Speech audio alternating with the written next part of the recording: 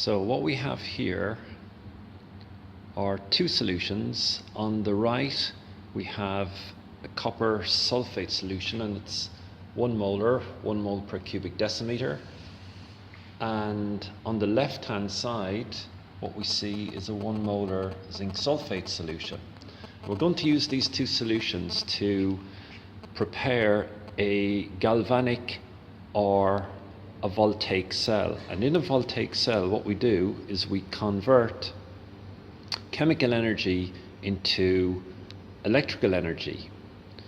So to construct the cell, what we got to do is take two beakers containing the two solutions. They are separated by means of a salt bridge. So this is the salt bridge here that we're going to use for this particular voltaic cell. And then what we will do is we will immerse a metallic plate into the two separate solutions. So this is the copper plate, and we're going to essentially immerse that into the 1 molar copper sulfate solution. Now if we look at it, this is the actual setup. Alright, so we see the two beakers, and we're now going to put in the two plates into the solution. So this is the copper plate, so we put that into the lovely Mediterranean blue copper solution. And on the left hand side we immerse the zinc plate into the zinc sulfate solution, and they're connected here by means of a salt bridge. So you have two separate containers. On the right hand side what you're dealing with is the cathode, where reduction takes place, and on the left hand side you're dealing with the anode, where oxidation takes place.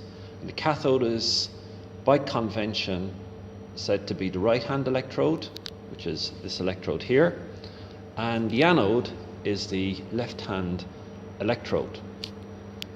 So when we connect the two, right, over here we got a multimeter, so this is going to act as our voltmeter. So we're going to put this on, and what's going to happen is we're going to get in this cell a reading for the electrical energy, and this will be measured in volts.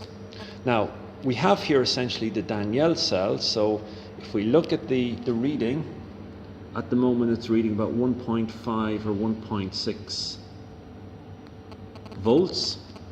If you compare that to the theoretical value, it's about 1.100 volts. And essentially what is happening here is you're converting the chemical energy into the electrical energy. So at the cathode what happens is you got reduction taking place, so your Cu2 plus will combine with 2 electrons to give you copper solid. And at the anode you've oxidation taking place, so your zinc solid will go to Zn2 plus 2 electrons. Now within the salt bridge what we have here is potassium chloride, KCl.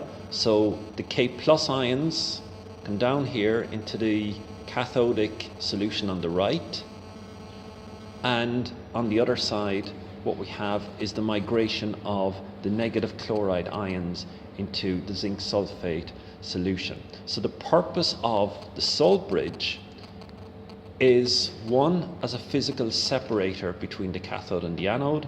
Secondly, it reduces the so-called liquid junction potential between the two solutions. So ultimately what you're getting here is a migration pathway for the respective ions.